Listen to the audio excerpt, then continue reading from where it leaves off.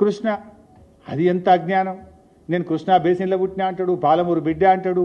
కనీసం ఇంకా కృష్ణా నది మీద కూడా అవగాహన ఉండదా నీకు? ఆ జిల్లాలో పుట్టినవు, ఆ నది పరివాహక ప్రాంతంలో పుట్టి పెరిగినవు, ఆడ నుంచి ఎమ్మెల్యే అయినవు. ఆ నదిలో వాటా ఎంత, ఆ నదిలో మన హక్కు ఎంతో కూడా సోయలేదా నీకు? ముఖ్యమంత్రి విడిచిపెట్టు, ఆ జిల్లాలో జడ్పీటీసీగానో ఎమ్మెల్యేగానో చేసినావు కదా.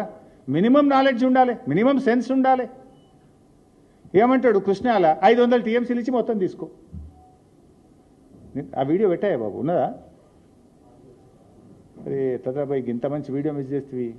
కృష్ణా బేసిన్ మీద ఒక 500 టీఎంసీలు, గోదావరి బేసిన్ మీద దాదాపు ఒక 1000 టీఎంసీలకు మీరు బ్లాంకెట్ ఎన్ఓసి ఇవ్వండి. ఆ తర్వాత మీరు ఏ ప్రాజెక్టులు అయినా కట్టుకోండి, మాకు అభ్యంతరం లేదు. మళ్ళా పెట్టు ఒకసారి. కృష్ణా బేసిన్ మీద ఒక 500 టీఎంసీలు, గోదావరి బేసిన్ మీద దాదాపు ఒక 1000 టీఎంసీలకు మీరు బ్లాంకెట్ ఎన్ఓసి ఇవ్వండి. ఆ తర్వాత మీరు ఏ ప్రాజెక్టులు అయినా కట్టుకోండి, మాకు అభ్యంతరం లేదు. ఉరిదీయాలి నన్ను. ఈయన చేసిన ద్రోహానికి నేను ఉరిదీసినా తప్పులేదు. ఇంత ద్రోహమా?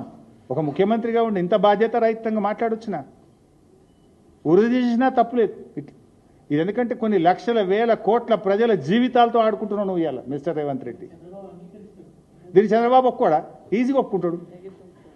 కేసీఆర్ ఏమో నాకు ఇప్పుడు ఉన్న 968 కాక ఇంకా 1950 కావాలని కేసీఆర్ కొట్లాడిండి అన్నాడు. ఈయనేమో 1000 చాలంటాడు.